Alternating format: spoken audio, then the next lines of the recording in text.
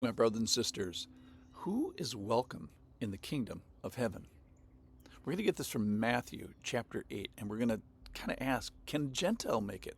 Well, let's see. This is from Matthew chapter 8. The section is the faith of a centurion. When he, Jesus, had entered Capernaum, a centurion came forward, appealing to him, "Lord, my servant is lying paralyzed at home, suffering terribly." And he said to him, "I, Jesus, will come and heal him." But the centurion replied, "Lord, I am not worthy to have you come under my roof, but only say the word, and my servant shall be healed. For I too am a man under authority, with soldiers under me. And I say to one, go, and he goes, and to another, come, and he comes, and to my servant, do this, and he does it." Verse 10. When Jesus heard this, he marveled and said to those who followed him, "Truly, truly, I say to you, no one in Israel have I found such faith.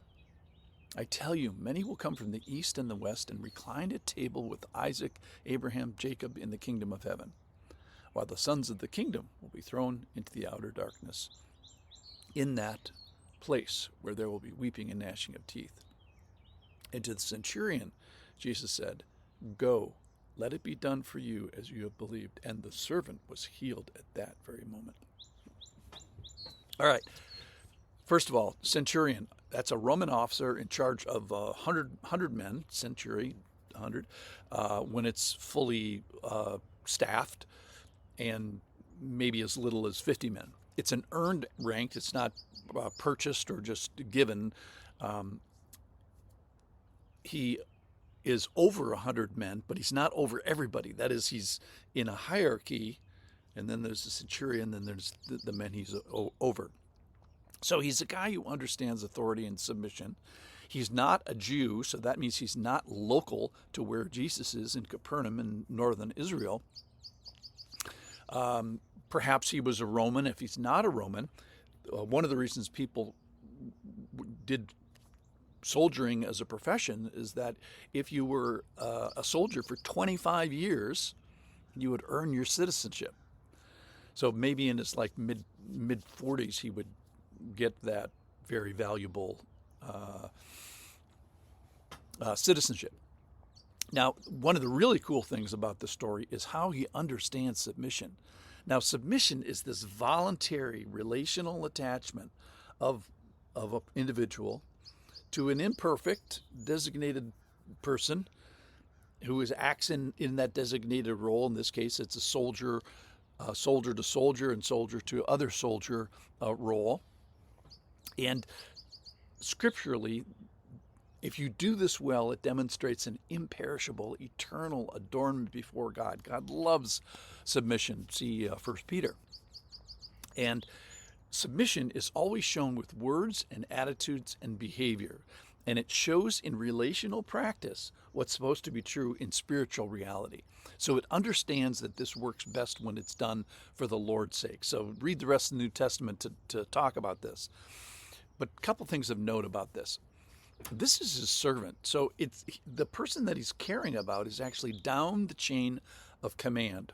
And he notices that person, their posture, that is, their lying, their location, that he's at home, probably his home, which is cool, their condition, which is paralyzed, and what he calls terrible suffering.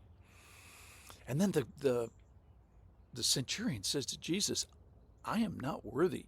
And I think this shows two things: an understanding of who the centurion is, how big are people, and then how big is the Lord. So I think he has an understanding of both of those. And then he says, "Look, I'm a man under authority. I understand this chain of command thing."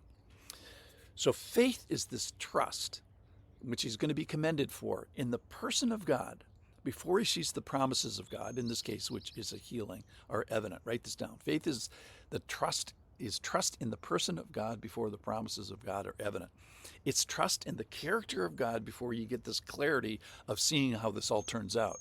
It's knowing before you see. And it's belief. It is belief that it is real before it's seen, that the healing has taken place before you go home and see it. And it's reliance on Jesus before you get this full revelation. And lots of our life is lived kind of in that in between. It's knowing something's real before you see that it's real. Now, of note, he is not of the Jewish people. And he's compared with the Jewish people, however, with regards to faith. Verse 10, when Jesus heard this, he marveled, and he said to those who follow him, truly, I say to you, with no one in Israel have I found such faith. I tell you, from many will come from the east and the west and recline at the table with Abraham, Isaac, and Jacob in the kingdom of heaven, while the sons of the kingdom of heaven will be thrown to the outer darkness. So he's praised for faith that's better than anywhere in Israel. And he could have a sign on his jacket, I have more faith than anyone in this country. Now he comes from this milieu where this faith in this Roman pantheons of God, small g, and eventually a worship of the emperor. Faith is that trusting in someone. If you're Roman, it's trusting in the emperor or trusting in the small g gods. If you're this guy, you're trusting in the God of Israel.